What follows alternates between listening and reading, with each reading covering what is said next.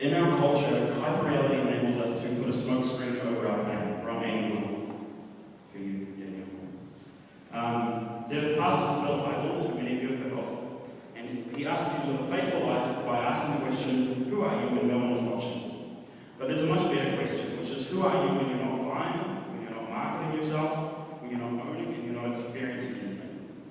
Because the smoke screen that we put up over our lives is there to conceal other things underneath, which is the reality of our lives, which we don't often want to deal with. Okay, so for example, in a TV sitcom, you've got a female character who's sleeping around a lot, whereas statistics show that girls who sleep around more than on average have had some sort of sexual trauma in their childhood. But you don't see that because it's not part of the story. You don't need to see that, right? Or you never discover that the funny guy in the show is actually a bipolar, which is very common for a lot of comedians. And he has depression, and then he starts drinking, right? Unless you watch the movie Flight, which is awesome. Okay, we're all touched by pain because everyone is broken. In this world, there is divorce, illness, sexual abuse, depression, stress, financial problems, relationship issues, family breakdown, codependency, addiction, disease, crime, disability, betrayal, and all of these are part of the fabric of life that you see every day. And this is reality, and all of us have been affected. But the hyper-real world tells you, don't tell people about it, don't even open up, don't deal with it, don't get it fixed.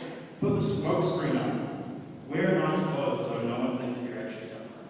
Or be overly extroverted so nobody knows that actually deep down inside you're really shy because this is going to happen in your past.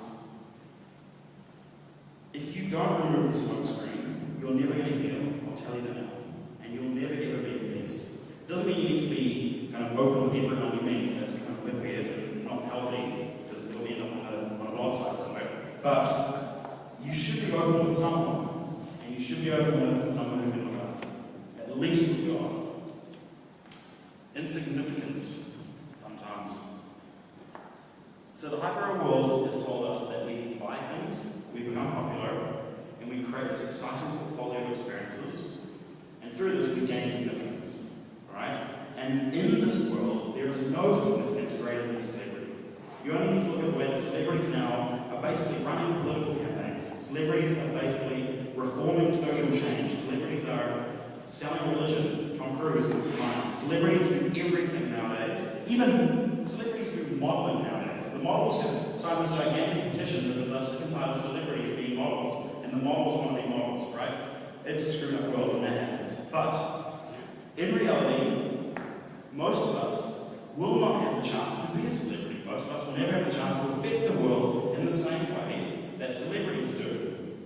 And that is kind of scary, because you're going to affect your family, you're going to affect your friends, and maybe some of the people you work with, if they like you. And maybe if you speak once or twice in a way, then you might get to influence one or two more people, but that's about it. And this is quite scary. And then you slowly fade into history, and it's unrecorded except for maybe a family photo or on a newsletter or Oasis or something like that. But it's the final act, death, which finally kills hyperreality and shows us that it's false. Because in death, in the process of dying and aging and dying, and finally, kicking the bucket or whatever, it's funny, they're euphemisms for death. That should go right to the point. Everything in the hyper world is obsessed with youthfulness. I mean, you look at those ads for retirement homes, right? And it's always like someone who you kind of go, they're probably 18, but they look like they're 50. And they're kind of, he's the silver stallion with his hair back, and she's still looking glamorous, kind of like a Marilyn Monroe she made it to 50. And they're on a sale course.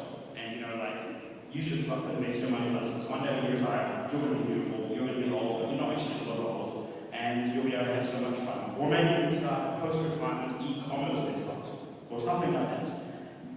And the thing is, we don't want to see the old people as they actually are. And this is why the advertising is the way it is. Because then they become gasping, hobbling advertisements for death. Because that's the way the world works. Everything you see is an advertisement. Everything.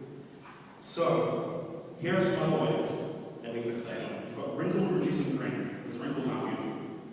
You have anti-balding medicine, because balding is when you get older, right? And you've got video games marketed to 35-year-old men who aren't refusing to grow up. And you've got people afraid of marriage, because in America they say, till death do us part. That's quite a long time. And then you've also got 50-year-old executives who are abandoned as obsolete, and they just hire some new young guy because he's got all the new ideas or whatever. We are so afraid of people getting old, we're so afraid of people dying, we want them out of our lives. Okay? But the fact is, this is the future. We are all benefits. Most of us are going to hold someone while they die. Most of us are going to die while someone holds us.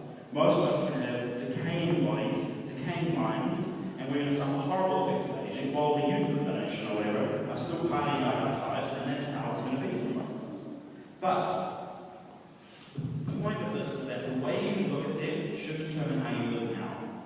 Okay? If you're trying to forget it, then you don't actually make the right choices now about how to approach it. Okay? And hyper-reality wants you to forget it or see it as something which it isn't. There's a guy called Jürgen Moltmann, okay? And he says this is the last thing he'll say. In our modern society, human beings are now voracious monsters. They are tormented by an unquenchable thirst for life. The more they have, the more they want. So their appetite is endless, and they can never be appeased. Why have they become so perverted? Because consciously and unconsciously, we are dominated by our fear of death. Our greed for life is actually a fear of death. And the fear of death finds expression in the unbridled hunger for power and pleasure. You only live once is the catch cry of this generation.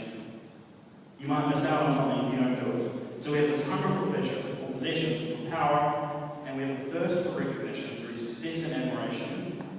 And this is the perversion of modern men and women. This is our godlessness. The person who loses God makes a god out of himself. And in this way, the human becomes proud, unhappy, mini-god. So, lovely way to end. Let's look at what we're talking about next week. 2 slides, please. Next week, what we're going to do is this. We're going to talk about the way hyper-reality affects Christianity, because that's important. Then we're going to say goodbye to plastic Jesus, which is what's going to come out of hyper-real Christianity, the fake new Jesus. And then what we're going to do is finally, after all this aggression and cynicism and negativity, which I've talked about for the last 2 weeks, I want to give 6 steps